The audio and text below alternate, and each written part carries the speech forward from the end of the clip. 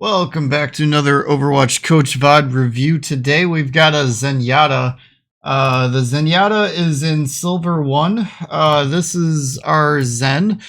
And let's get into the introduction given. Let's see. Okay. I'm going to paraphrase the beginning because I don't like spoiling wins and losses. So I was going into this game on a losing streak. And I don't think I'm going to play anymore until I figure out what I'm doing wrong. I know playing Zen into Genji and Doom was probably not the greatest idea, but I've been trying to find success as Zenyatta since I normally do pretty well. I currently have a 76% win rate on him. However, I think I performed horribly this game. What could I have done better? I know at least for the first death, I think it would have been preventable, but I trusted gut instinct and moved back faster. But I think every other death, I struggled to immediately think of a fix for right after. Any help would be appreciated. I really want to learn and start to carry my own matches as Zenyatta. Okay, so number one, I wouldn't go into the support role trying to one trick. That would be number one. Now, I'm not saying having Zen as like your first go-to isn't necessarily a bad thing, but I wouldn't also force Zenyatta on your team. And the reason I say that is the D.Va. D.Va with only Kiriko and then a little bit of Zen heals is going to be rough. So I'm betting that I'm making a prediction because I haven't actually watched this VOD yet. But my prediction is that there's not going to be enough heals going to the tank, and then the tank is going to struggle. You're not going to have much of a front line. And then on top of that, the other problem that I'm seeing, and you could use this to make a case Zenyatta is a decent pick here, but I'm not seeing a lot of damage out of your DPS. And frankly, the D.Va is not going to be doing a lot of damage either for a few different reasons. So I think this is just a rough team comp, just to study this team comp a bit. In terms of what I would suggest to play differently would be Moira or BAP. I feel like Moira or BAP would fit in a little bit better here. It might help mitigate some of the damage issues while also providing a bit more of a main heal to the D.Va. Kiriko's a pseudo main healer. She can kind of pull it off, but I feel like in a situation like this, it might be rough for your tank. We'll see if I'm right or not. So let's dig into this VOD review of a Silver 1 Zenyatta and see what we get. Let us pave our path together. Time to tango. The path ahead is thorny.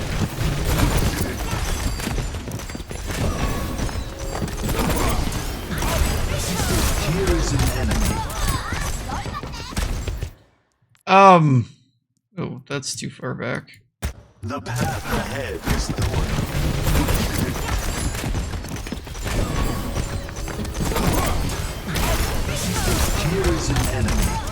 So one thing I'd like to throw out there is you've got the Discord orb on the Doomfist, which is fine.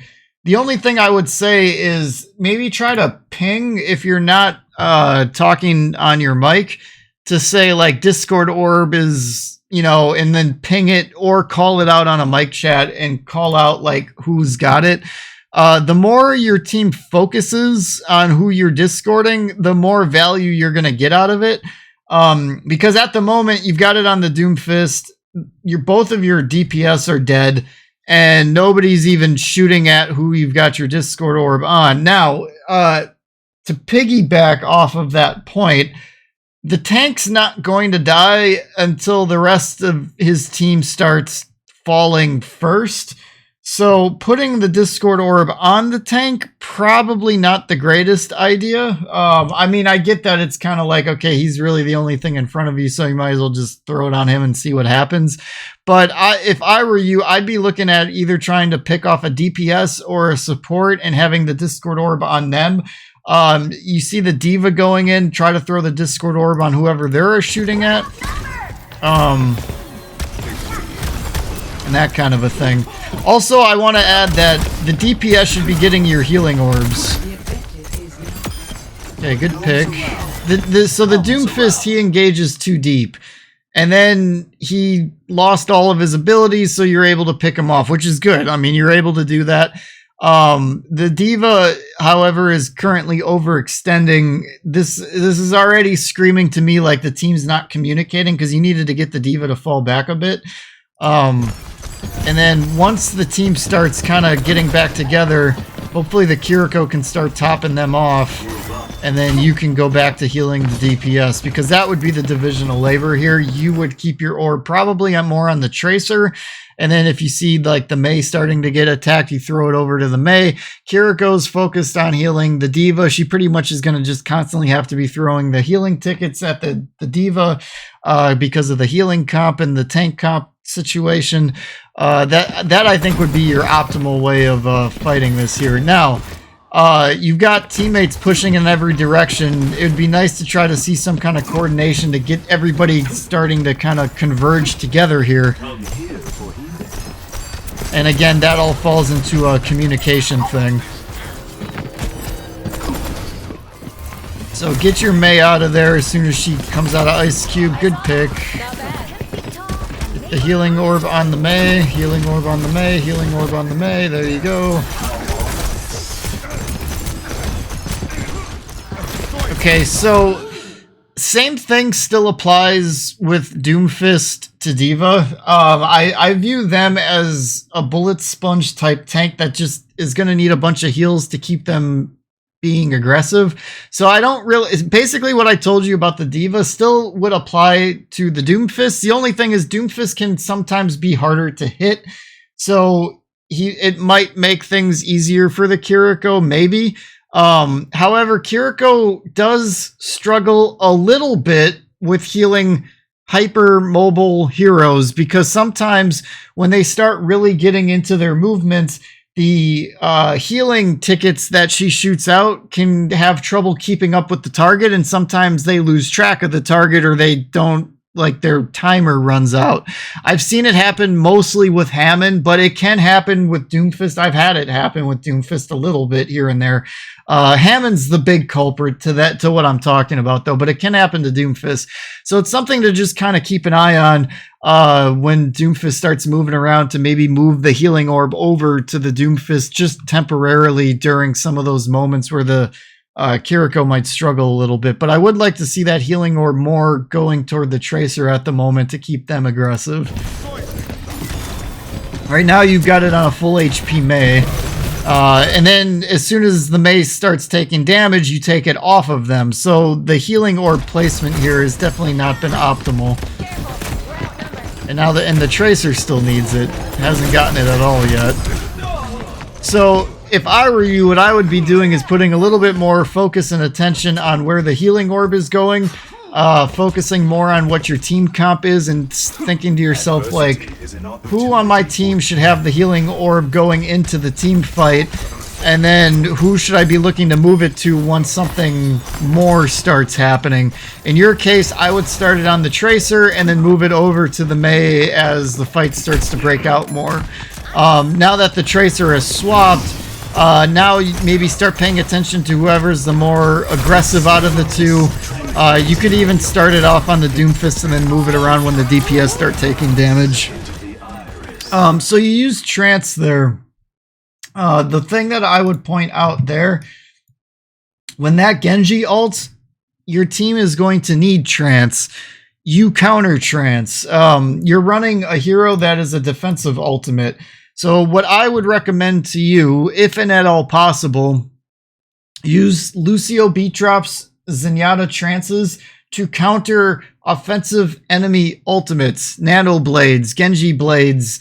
Junkrat Tire does not work for the trance. It can work for a Lucio ult, though.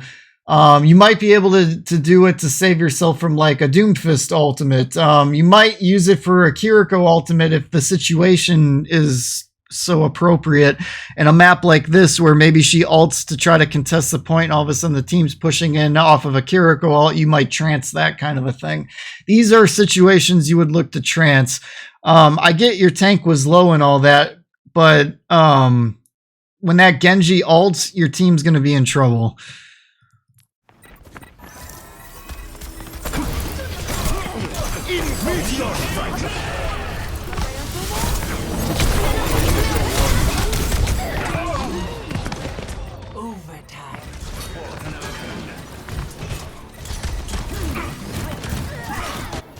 A temporary setback.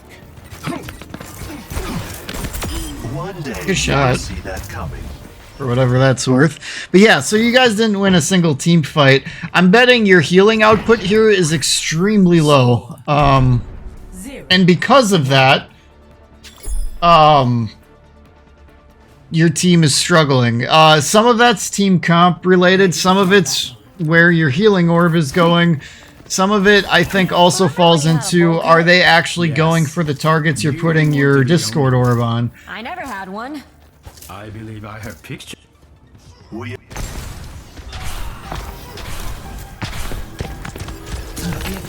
Objective. Rally here.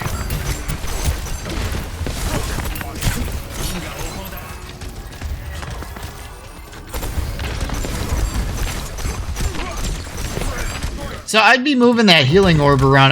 You don't even have it on anybody right now. Do you? You had it on Kiriko. I'm pretty sure it's already off of her by now. And then you just don't put it on anybody. The Doomfist is in range without you even moving. You could have thrown it on the Doomfist right there. Who needs it at the moment? Yeah, so a little less focus on doing DPS damage as Zen, and a little bit more focus on having your healing orb out on somebody at all times, and then after that, having it on somebody who needs it. You know, that those two things are very vital for playing a good Zenyatta, because your team's gonna struggle for survivability if you're playing Zen. It's just, that's what Zen is, unfortunately, at the moment.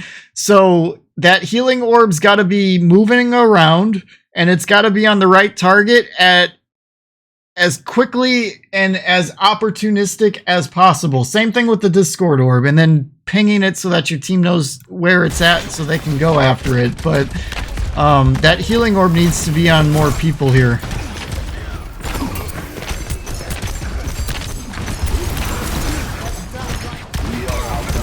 The other thing that I would say is you're very focused on shooting at the tank, and this is something I harp on teams that I notice aren't getting kills.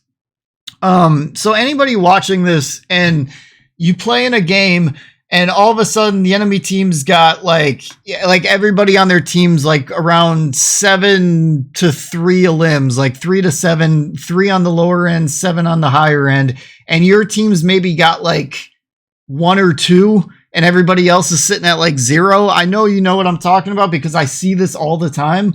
A lot of times I feel like what happens in those circumstances is everybody's shooting at a tank, and nobody's shooting at the supports and the DPS. And that's exactly what we're seeing out of this Zen.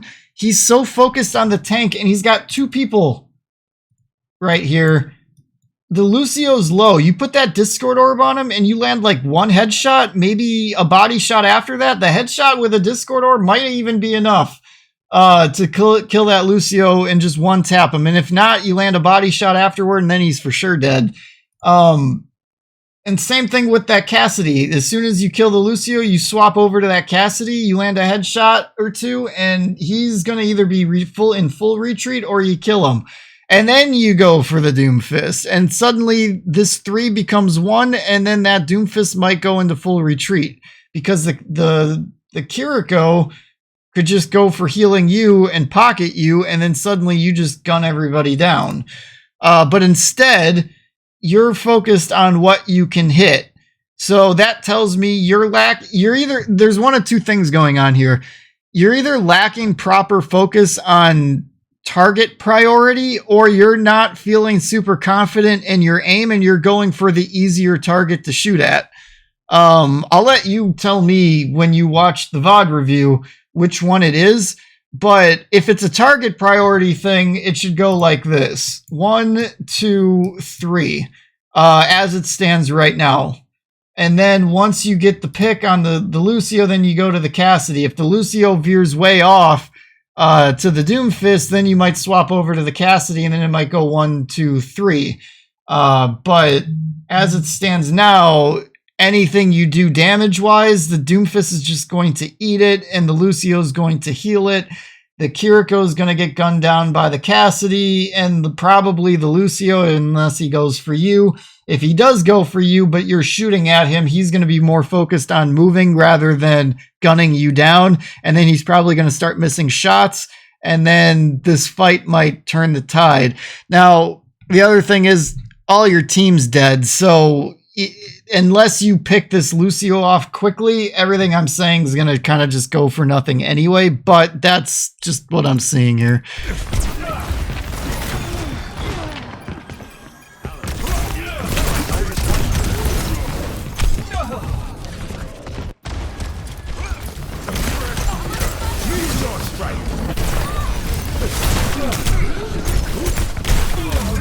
And now you guys are on Brig Zen. This is like borderlining on one of the worst support comps in the game.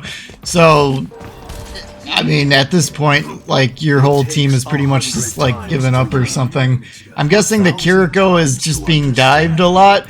However, Kiriko's got great mobility, so even if she is being dived, if your team is surviving, she should have ways of getting out of that. But it's a silver game, so I guess they don't.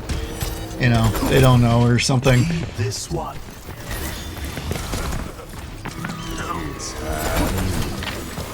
Harmony follows. Yeah, so this trance here isn't going to do anything. You are in disgrace. What you would want to save that trance for again would be the Genji blade.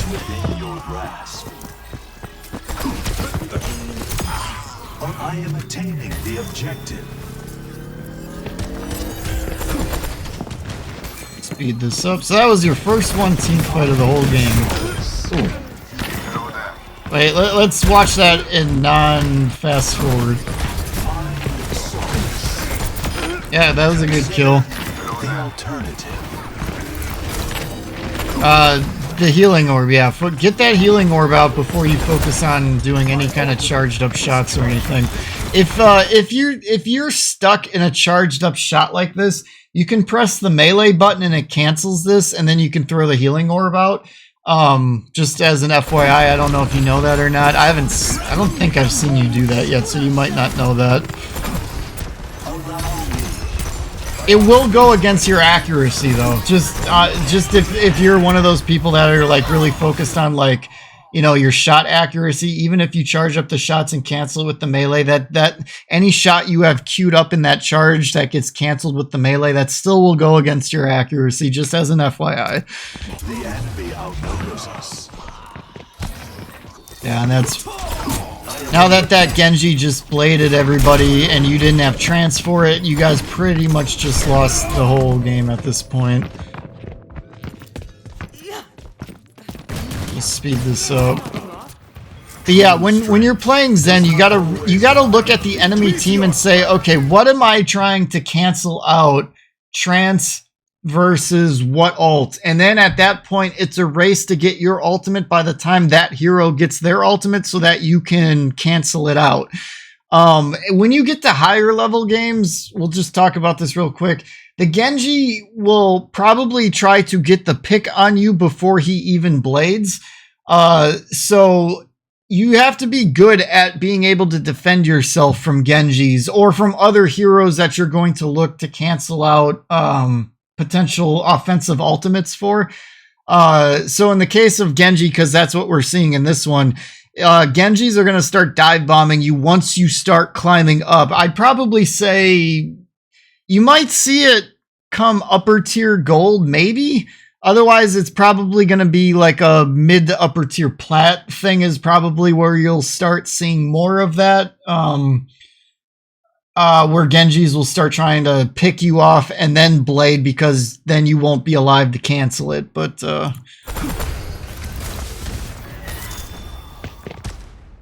and then yeah, you guys couldn't touch after that, which is pretty much what I expected. So number one is trance blades. Genji blades. That's number one. Two, move orb around more. This is the healing orb. And then three, ping, call, Discord orbs, so that your team starts focusing it. The other thing I would suggest is try to play out in your head how your team is going to play around a Zen. And if you feel that healing is going to turn into an issue, again, Moira and Bap, I think, could have given you guys a little bit more of a shot of winning that game. Actually, I do want to put up a fourth point.